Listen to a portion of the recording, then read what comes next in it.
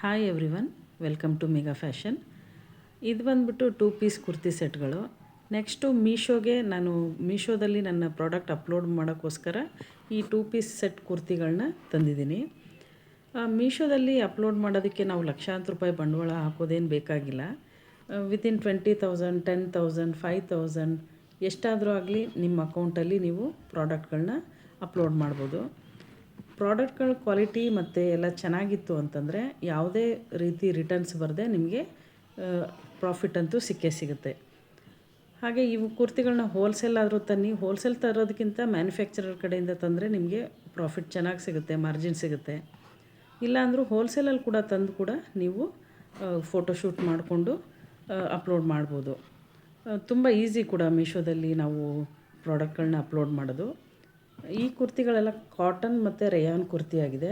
ಇದರಲ್ಲಿ ನಿಮ್ಗೆ ಯಾರಿಗಾದರೂ ಬೇಕಾಯಿತು ಅಂತಂದರೆ ಡೈರೆಕ್ಟ್ DM ಮಾಡಿ. Thank you for watching.